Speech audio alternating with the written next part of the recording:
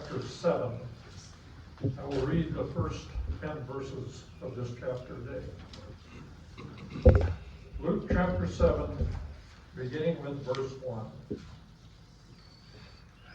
When Jesus had finished saying all this to the people who were listening, he entered Capernaum. There a centurion's servant, whom his master valued highly, was sick and about to die.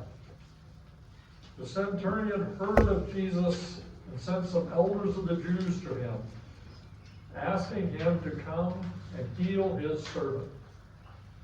When they came to Jesus, they pleaded earnestly with him, "This man deserves to have you do this, because he loves our nation and has built our synagogue." So Jesus went with them. He was not far from the house when the centurion sent friends to say to him, "Lord, don't trouble yourself, for I do not deserve to have you come under my roof. This is why I did not even consider myself worthy to come to you. But say the word, and my servant will be healed. For I myself am a man under authority, with soldiers under me. I tell this one, go, and he goes, and that one, come, and he comes. I say to my servant, do this, and he does it."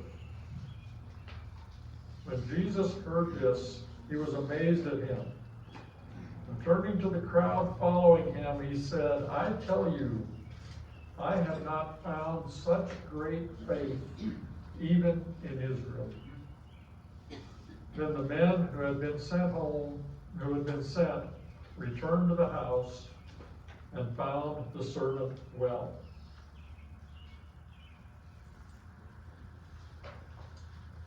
Did you ever think what amazes Jesus? You read in this story, Jesus was amazed. But think about for a moment what all Jesus has gone through, what all Jesus has seen, what all Jesus has been a part of. I mean, he was with God during creation. And I don't know whether God did all this or whether God told Jesus, "Oh, you take care of that part."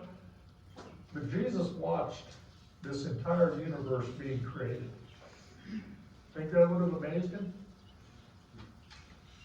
Jesus was there when God parted the Red Sea, just like he parted this group today. And all the Israelites walked through on dry ground. Would that have been amazing to see? Jesus was there when it rained for 40 days and the whole earth was covered with water and Noah was floating around on an ark. Is that amazing? He was there when Daniel got thrown in the lion's den and the lion said, "I think we're vegetarians today." Would that have been amazing?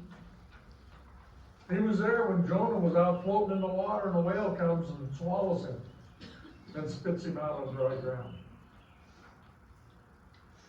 Did Jesus say, "Wow, that's amazing"? But here in Luke 7, he hears about this centurion and he's amazed. When you think about what all Jesus has gone through, what all he's seen, the fact that he's amazed by something should make us say, what's going on in this story that Jesus was amazed? So when we look at this story, we need to go back to Luke chapter 6, because chapter 7 says, when Jesus had finished saying all of this. So what did Jesus say in Luke chapter 6? And it begins back in verse 13 of Luke chapter 6. When morning came, he called his disciples to him and chose 12 of them, whom he also designated apostles. So this is when Jesus chooses the 12.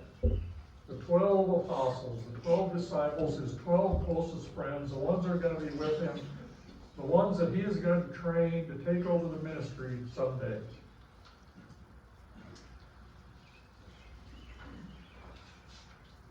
So after choosing them, we get down to verse 20, and he says, looking at his disciples, he said, and then he goes into a whole list of instructions for his disciples. And I read that and I wondered, who are the disciples in Luke 6:20? Is it just the 12? Because you go back a few verses, there was a large crowd there with him. So maybe he was given the 12 disciples instructions of how to be disciples. Maybe he was given this large crowd instructions on what he expected out of people who followed him. Or maybe Jesus said this because he knew someday that we'd read it. And we needed to know what to do to be a disciple of Jesus.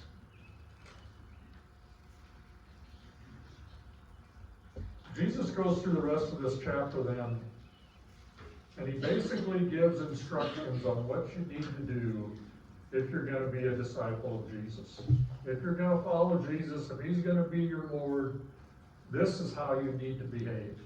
This is what you need to do. And Luke begins with his version of the Beatitudes. And it's interesting. Blessed are you who hunger now. Blessed are you who weep now. Blessed are you when people hate you. Well, I don't feel very blessed when I'm hungry, or I'm weeping, or when people hate me. But look at the last line in verse 22. Because of the Son of Man. When we're suffering all this persecution and hunger and weeping because we're following Jesus, then we will be blessed. And compare that to what follows next, all these woes. Woe to you who are rich. Woe to you who are well fed now. Woe to you who laugh now. Woe to you when everyone speaks well of you. This whole section, Jesus is telling his disciples, look, you got a choice. You can do what I want. You may not be well liked. You may not have a great life. You may have some difficulties. But you can do what the world wants. You can take care of yourself. You can make sure you've got all you need. But which would you rather have? If you're following Jesus, you're going to have to put up with some hardships, some difficulties. You got everything going great now? Well, it'll go great now. It's not going to last long, but it'll go great now. Then he gets into verses 27 through 36. And of course, this is what we all want to hear. But to you who are listening, I say, love your enemies.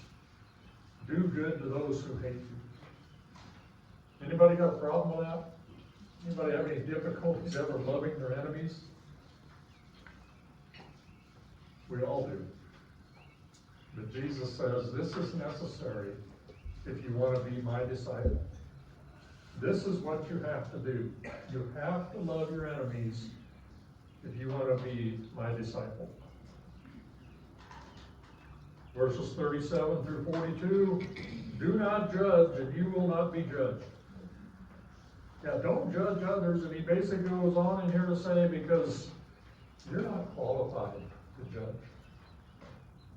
We are all sinners. We have all made mistakes. None of us is perfect. We have no right to be judging anybody else. Verses 43 through 45 talk about the fruit in our lives, our words, our actions, what we do. And Jesus sums all of that by saying, what's inside of you is what comes out in your words, in your actions. All the things that you do and what you say comes from what is inside of you. So if you want to be a disciple of Jesus, you got to have Jesus inside of you. You got to have Jesus' teachings inside of you. And that's basically what he says in the last few verses in the chapter 2. Building on the solid foundation. Building on Jesus.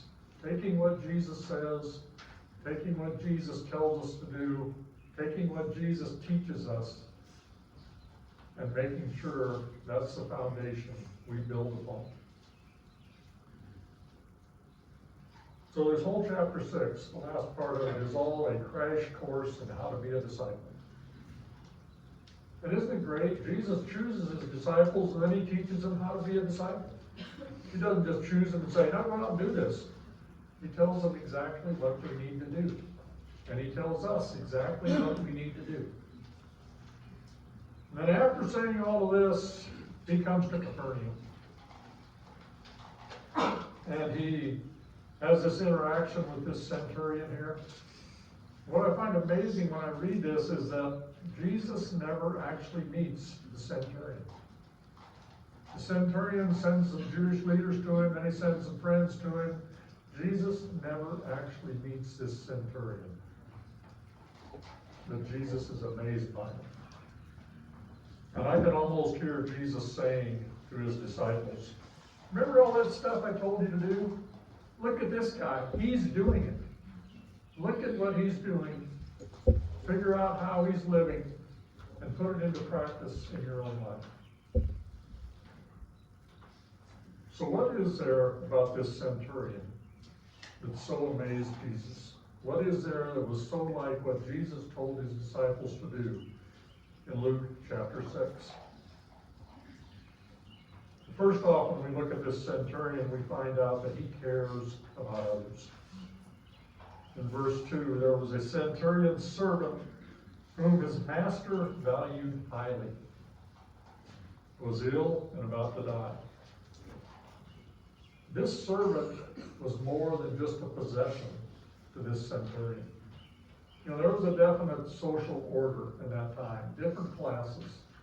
If you were in the lower class, you didn't dare talk to anybody higher than you. If you were in the higher class, you didn't have to care about anybody underneath you because they were not important people.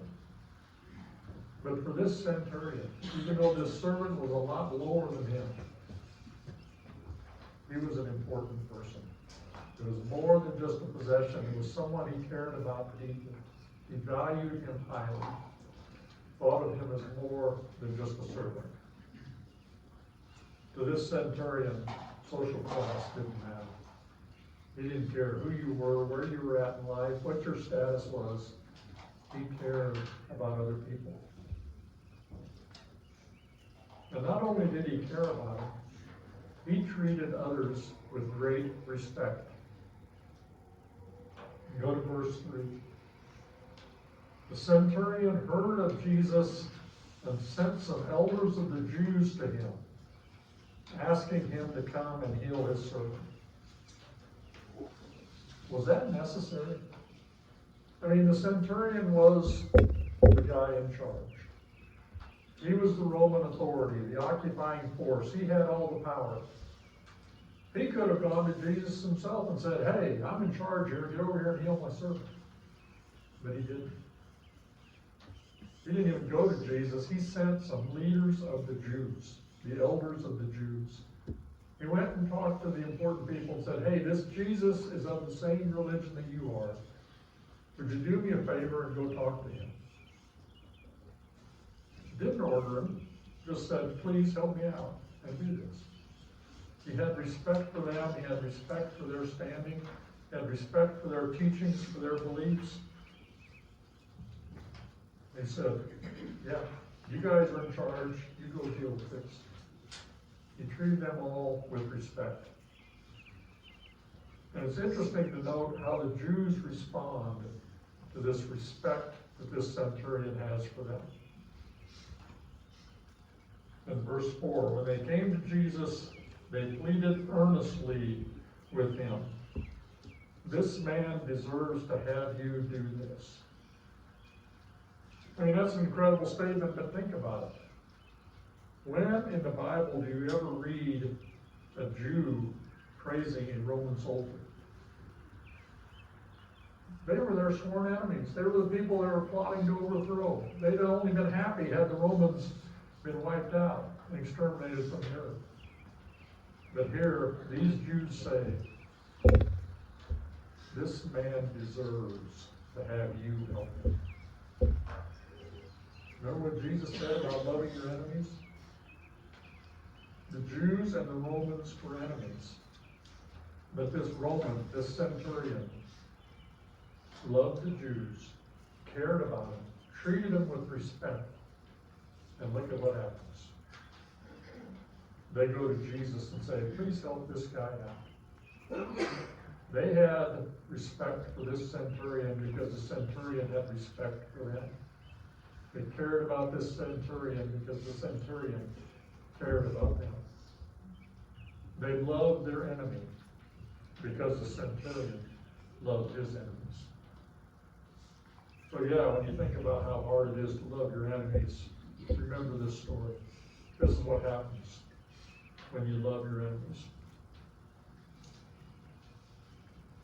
How much did this centurion love these Jewish people, his enemies? Look at what it says in verse 5. Because he loves our nation and has built our synagogue. Now think about that. This Roman centurion built the synagogue for these Jewish people. Interesting side note, Sue and I have maybe been in that synagogue. When we were in Israel, we were in Capernaum, and they had a synagogue there, and they had excavated around it, and what happened is whenever the synagogue got destroyed, or fell down, or whatever, they would build a new one right on top of the old one. And they looked at the foundation of this one, and they said, see that layer of stones right there? That was the material they used when Jesus was on earth. So it wasn't the same synagogue, but it was probably built in the same place, if it was a synagogue in Capernaum. But yeah, this Roman centurion built a synagogue for the Jews. You know, the Romans said Caesar is Lord. They wanted everybody to worship Caesar. But this centurion cared so much about the Jews that he built a place for them to worship some other God. That was the level of his care and concern and respect for them. And it was repaid to him. The centurion basically put his money where his mouth was. He didn't just say, I care about you. He built them a synagogue. Yeah, he probably didn't go out and build this thing by himself. I've seen those stones. They're 2 foot square and about 4 foot long. It's going to take more than one person to build this thing. But in all probability, he gave some of his money to build this synagogue. What kind of a return on his investment did he get? He had people that cared about him and respected him. You know, it cost him, I'm sure, a lot to build this synagogue. And Jesus tells us discipleship comes with a cost. It might be money, it might be time, it might be other stuff. But if we're going to follow Jesus, we're going to have to pay. But keep in mind, discipleship also comes with a reward. Yeah, it cost this centurion to build this synagogue, but the people respected him and cared about him and made his life much easier because of what he did for them. And one final thing about this centurion, he recognized the authority of Jesus. Verse 7, say the word, and my servant will be healed. You know, at that time, there was a lot of faith healers. They were running around all over the place. People promised them to do all kinds of things. And they usually had a certain rigmarole that they went through, a certain ceremony. But this centurion looked around and he saw what Jesus was doing, and he saw what these other people were doing. And he said, you know, this Jesus guy is the only one getting results like this. We got to go talk to him. But he also said, you don't have to do anything certain, Jesus. You don't have to come to my house. You don't have to lay hands on this guy. You don't have to sprinkle a certain amount of olive oil on him. Just say the word. He recognized the power, the authority, what Jesus was capable of. And he basically told Jesus, you heal this guy however you want to. He didn't put Jesus in a box. He didn't say, you got to do it this way. You got to do it at this time. You got to do it using these steps. He said, Do what you gotta do, Jesus. But I know you can heal him. He allowed Jesus to work however Jesus wanted to work. He knew Jesus was in charge.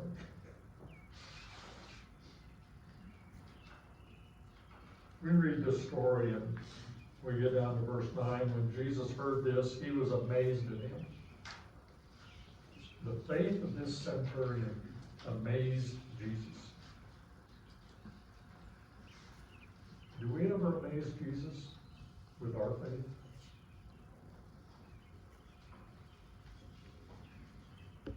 Do you ever want to amaze Jesus with your faith? You want to have Jesus look at you and say, yeah, well done, my good and faithful servant. Go back to Luke chapter 6. Now Jesus tells his disciples to live. This whole chapter, all these instructions he gives his disciples. They're instructions for us today on how we ought to live, how we ought to treat others, how we ought to interact with other people if we want to be a disciple of Jesus. Jesus wasn't just telling his 12 disciples how to live. He was telling all of us how to live. When we read those instructions and we take them to heart and we strive to follow them, Jesus will be amazed by us. Please join me.